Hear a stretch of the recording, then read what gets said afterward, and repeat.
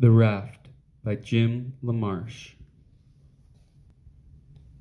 There's nobody to play with, I complained. She doesn't even have a TV. Dad grinned. Well, she's not your normal kind of grandma, I guess. Calls herself a river rat. But I promise she'll find plenty for you to do. And you know I can't take you with me this summer, Nicky. There'll be no kids there, and I'll be spending all of my time at the plant. I felt tears starting up again. I blinked hard and looked out the window.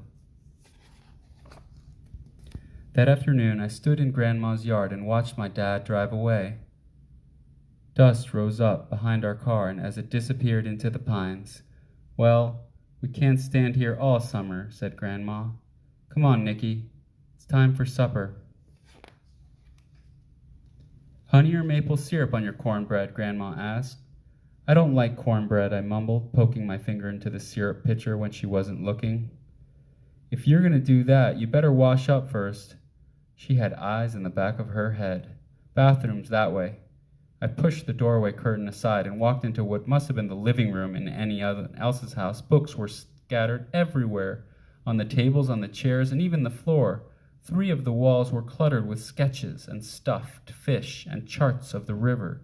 Several fishing poles hung from the 4th with a tackle box, snorkel, and a mask on the floor beneath.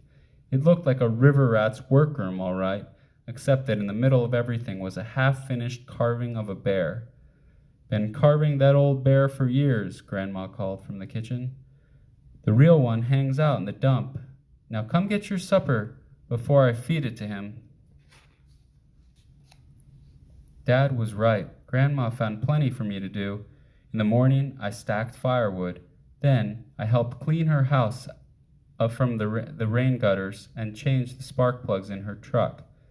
The afternoon was almost over when she handed me a cane pole, a bobber, and some red worms. "Fish fry tonight," she said, showing me how to bait the hook. "The river's full of fat bluegills. Drop your line in the river near the lily pads and you'll find them." Down at the dock, I looked things over. The lily pads were too close to shore. There couldn't be fish there. I walked to the end of the dock and threw my line out as far as I could. Then I sat down to wait and wait and wait. My bobber never moved. "There's no fish in this stupid river," I said out loud, disgusted. "We had hamburgers for supper." "Give it another try," Grandma said the next evening. "I'll bet you'll catch something." Don't count on it, I thought. As I headed into the dock, I threw my line in the water. Then I stretched out to wait. I must have fallen asleep, because I was awakened by a loud chirping and a chattering. I sat up and looked around. A flock of birds had been moving towards me along the river, hovering over something floating on the water. It drifted downstream, closer and closer, until finally it bumped up against the dock, though it was covered with leaves and branches.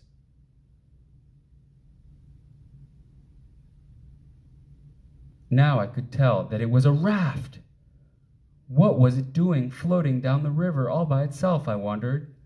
I reached down and pushed some of the leaves aside. Beneath them was a drawing of a rabbit. It looked like some ancient cave paintings I've seen in books. Just outlines, but wild and fast and free. I cleaned away more of the leaves, and it was like finding a present under the Christmas tree. A bear, a fox, a raccoon, all of the wild look of the rabbit. And who had drawn them, I wonder? Where did this raft come from? I ran up to the cottage, and Grandma was on the porch reading. "Do you have some rope I can use?" I asked. "In the shed, hon," she said. "Help yourself." She didn't ask me what I needed it for, and I decided not to tell her yet. I pushed the raft into the reeds along the river edge and tied it to the dock so it wouldn't drift away. All the while, birds flew over my head, and now and then swooping down to the raft as if it were a friend. A crane waded through the reeds to it, and a turtle swam up from the bottom of the river. The moon had risen yellow over the river by the time I went up to the cottage to go to bed.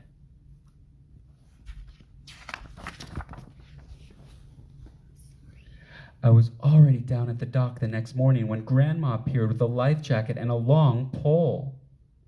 She didn't seem surprised by the raft at all, or by the animal pictures all over it. How did you know? Let's go, Grandma interrupted, tossing me the life jacket and stepping onto the raft. She pushed the hard pole into the river bottom, and we moved smoothly into the current. Your turn, she said after a few minutes. She showed me how to hold the pole and push it, and I pulled us to the middle of the river, and even there the water wasn't over my head. We pulled the raft up the river and then slowly drifted back down. The birds kept us company the whole time, soaring, swooping, singing. Some even landed on the raft and rode with us for a while. Hitchhikers, Grandma called them.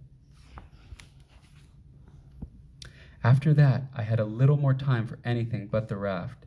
I didn't have any other time but playing with the raft. I raced through whatever chores there were and then ran to the dock, wondering what animals I'd see that day. It wasn't just birds that the raft attracted. One morning, 3 raccoons followed me along the shore, and another time a turtle climbed on board and spent the morning sunning itself. And one afternoon I saw a family of foxes slip through the trees along the river. When the weather turned too hot and sticky to sleep indoors, Grandma helped me put a small tent on the raft. I lay on top of the cool sheets and read comic books by flashlight until I fell asleep. One night, a noise woke me up. There, in the moonlight, stood a huge buck. He looked right at me, and then he lowered his head to drink, as if I wasn't even there at all.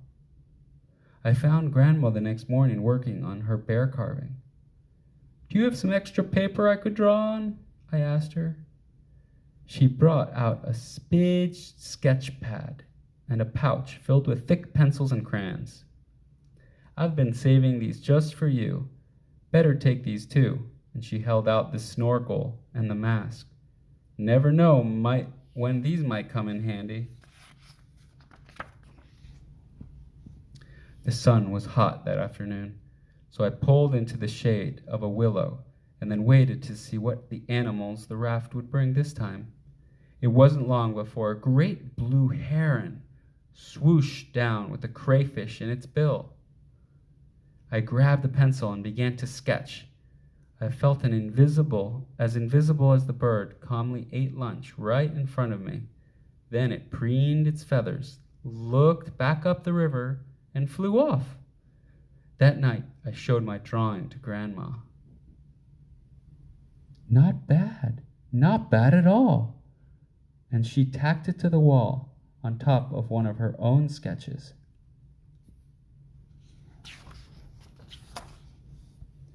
One day, I pulled upriver further than I'd ever been. Near a clump of tall cattails, I startled an otter family. They dove underwater, but, as with the other animals, the raft seemed to calm them down.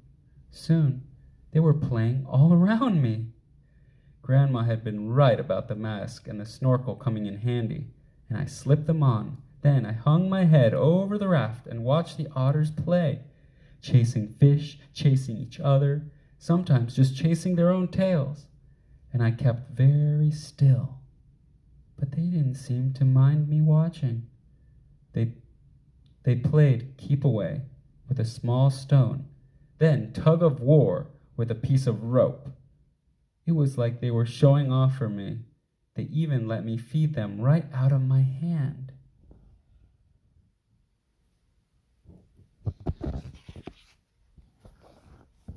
Some mornings, Grandma would make a bag full of sandwiches and thermos of icy lemonade. Then we'd put on our bathing suits, grab some towels, a lawn chair, and an inner tube, and pull upriver to her favorite swimming spot. "I've come swimming here since I was a little girl," she told me. "The Marshalls used to live here, all 10 of them. What a herd of wild animals we were. While Grandma watched from the inner tomb, I practiced my flying cannonballs. Then we'd eat our lunch, and she'd tell me stories about growing up on the river. My favorite was of the time she'd found a small black pearl inside of a river clam. I still have it, she said.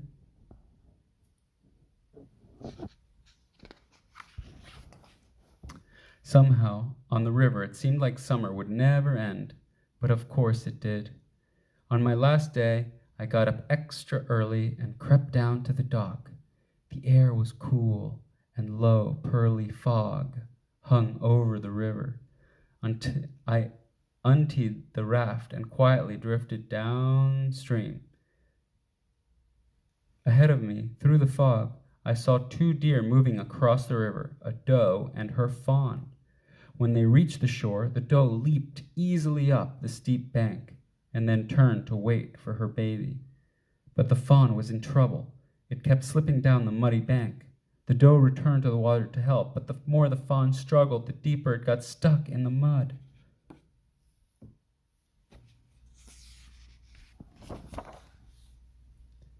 I pushed off the river bottom and drove the raft hard into the muddy bank, startling the doe. Then I dropped into the water. I was ankle deep in mud. "You're okay," I whispered to the fawn, praying that the raft would calm it. "I won't hurt you." Gradually, the fawn stopped struggling, as if it understood that I was trying to help. I put my arms around it and pulled, and it barely moved. I pulled again, then again. Slowly, the fawn eased out of the mud, and finally, it was free. Carefully, I carried the fawn up the bank to its mother.